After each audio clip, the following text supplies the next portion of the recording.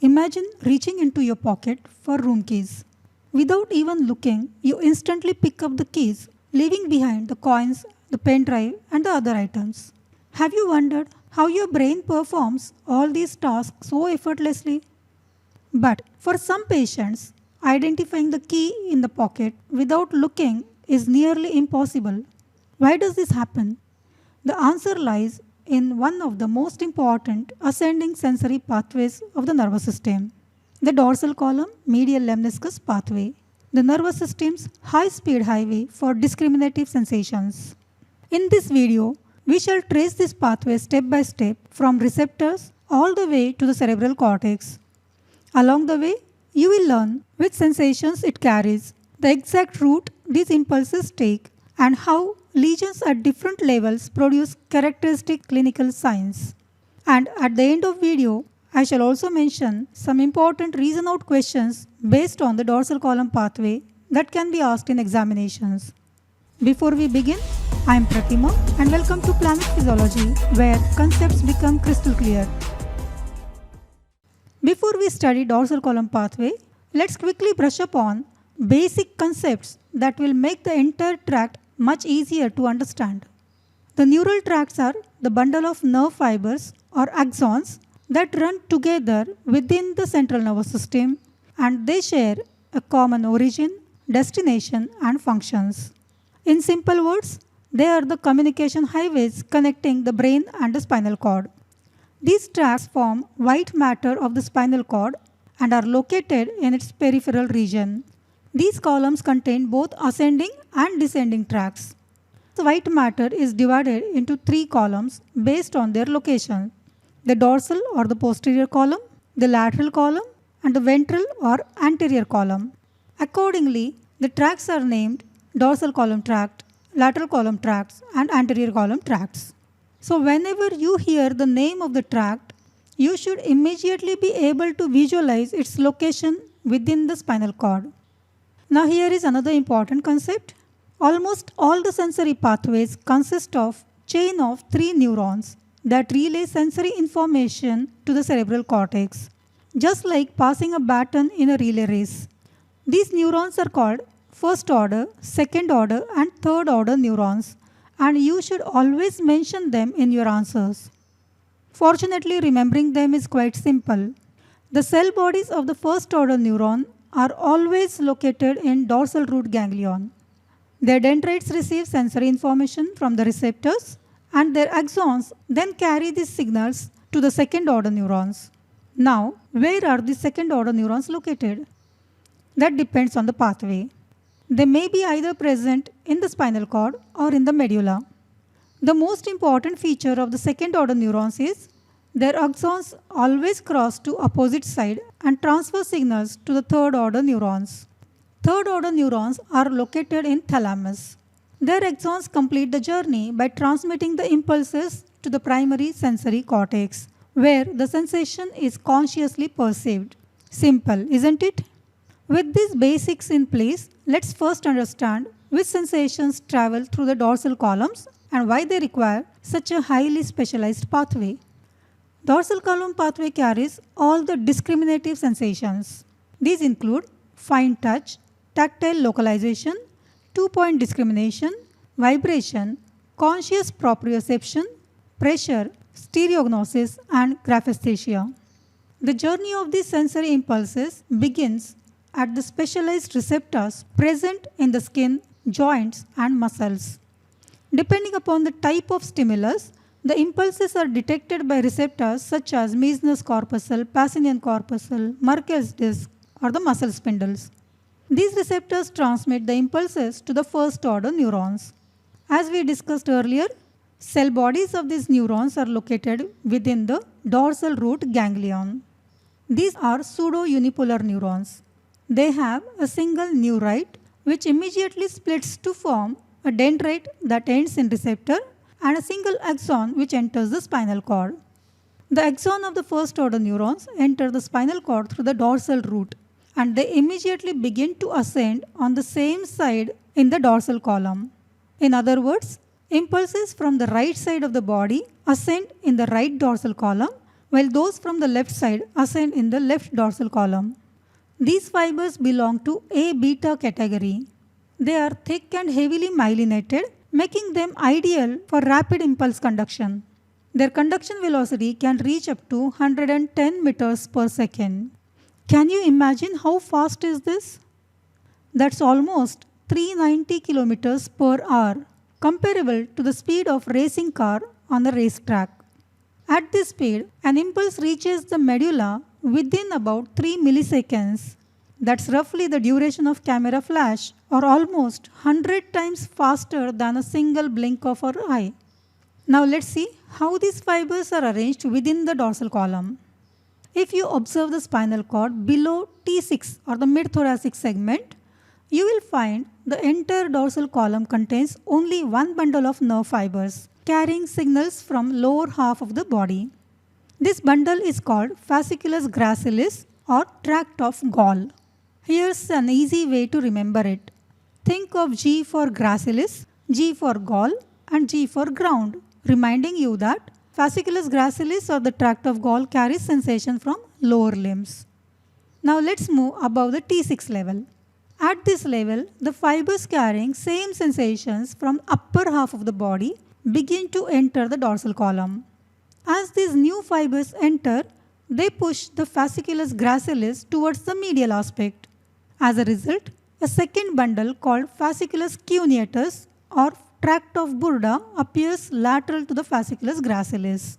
This orderly arrangement of fibers is known as somatotopic organization. So, the dorsal column has two components, medial component, Fasciculus gracilis, carrying sensation from lower half of the body, and the lateral component, Fasciculus cuneatus, carrying sensation from upper half of the body. These first order neurons continue ascending until they reach the medulla, where fibers in the Fasciculus gracilis synapse with the neurons in the nucleus gracilis or the gracile nucleus. Similarly, the fibers in the Fasciculus cuneatus synapse with the neurons in the cuneate nucleus. Here is a simple line diagram that will help you to draw dorsal column pathway quickly during your exams. So first draw a cross section of spinal cord. Above it, the cross section of medulla, followed by thalamus, and finally the primary sensory cortex. Then draw a vertical broken line to represent the midline. This is very important because it clearly shows the level at which fibers cross, making your diagram much easier for examiners to assess. Now draw the first order neuron along with the dorsal root ganglion. Remember, sensory fibers always enter the spinal cord through the dorsal root. Since we are drawing dorsal column pathway, show the first order axons ascending on the same side within the dorsal column until it reaches the medulla. These small anatomical details immediately demonstrate that you understand the pathway, and so be a little extra careful while drawing them. If you want to depict both Fasciculus gracilis and Fasciculus cuneatus, simply draw two spinal cord cross sections as shown here. One representing the lower thoracic level where only the Fasciculus gracilis is present, and another representing upper thoracic level where Fasciculus cuneatus appears laterally. Okay, the gracile and cuneate nucleus are known as dorsal column nuclei, and the neurons within them are the second order neurons of the dorsal column system. These neurons begin the next part of the journey. Their axons arch around the central gray matter of the medulla and cross the midline. So these fibers are called internal arcuate fibers. This crossing in the medulla is known as great sensory decussation or decussation of medial lemniscus. After crossing, they ascend through the brainstem on the opposite side as medial lemniscus to reach the thalamus. This is very important point to remember. From this point onward, sensations from the right side of the body are processed by the left half of the brain, and the sensations from the left side of the body are processed by the right half of the brain. That's why understanding where these fibers cross is essential for correlating clinical signs with the site of lesion. The fibers of the medial lemniscus synapse in the ventral posterolateral nucleus of the thalamus. You can think the thalamus as smart traffic controller or the secretary of sensory cortex. Almost all the sensory signals are first received, organized, and then forwarded to the appropriate area of the cerebral cortex. So from VPL nucleus, third order neurons take over. Their axons pass through the posterior limb of the internal capsule and corona radiata to reach the primary sensory cortex. If you remember, it is the post-central gyrus corresponding to the Brodmann areas 3, 1 and 2.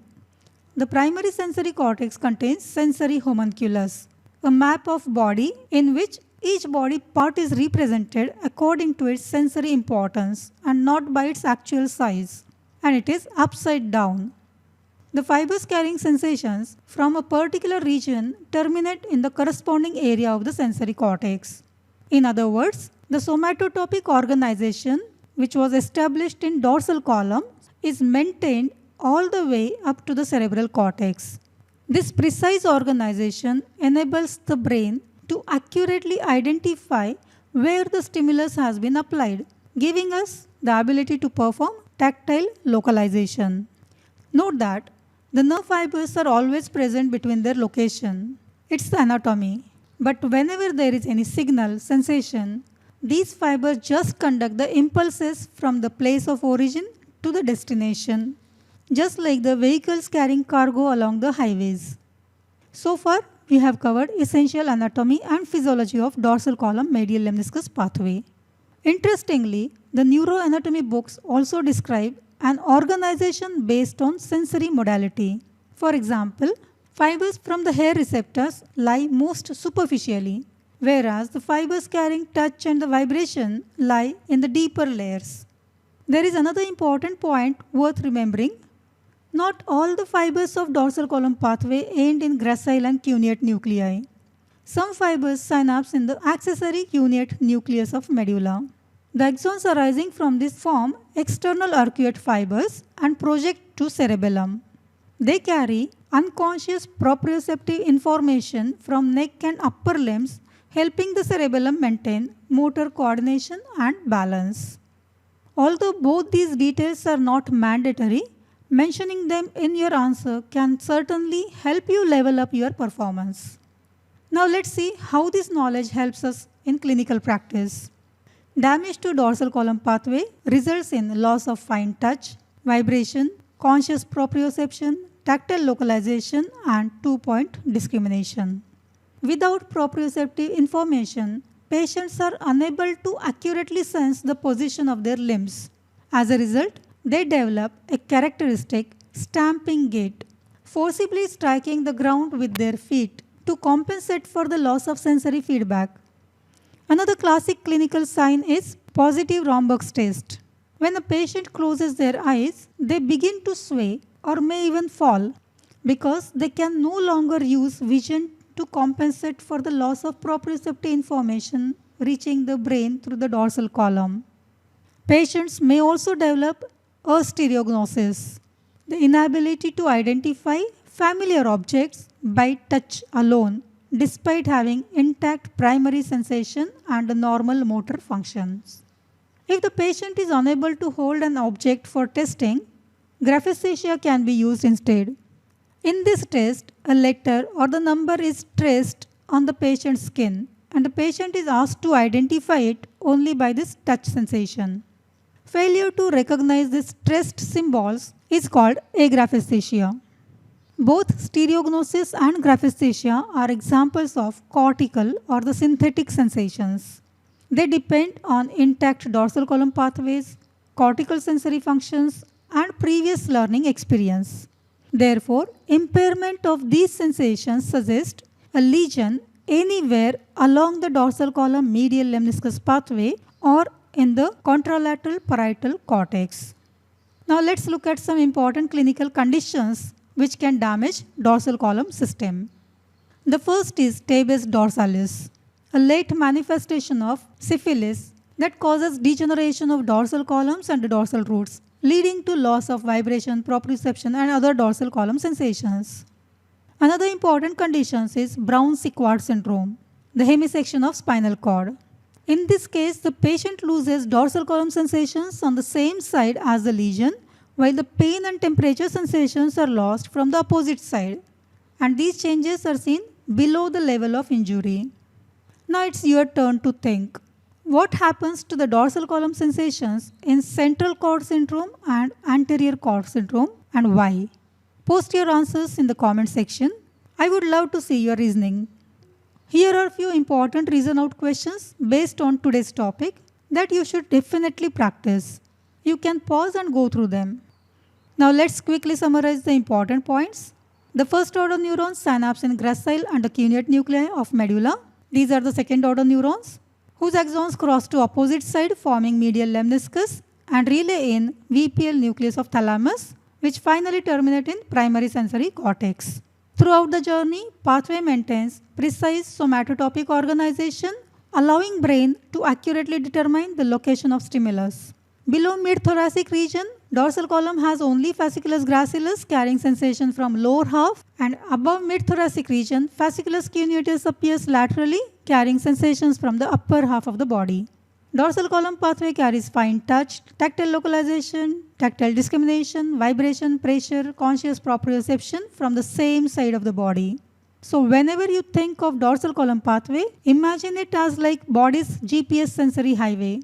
It doesn't just tell your brain that something has touched you, it tells you exactly what, exactly where, and exactly how.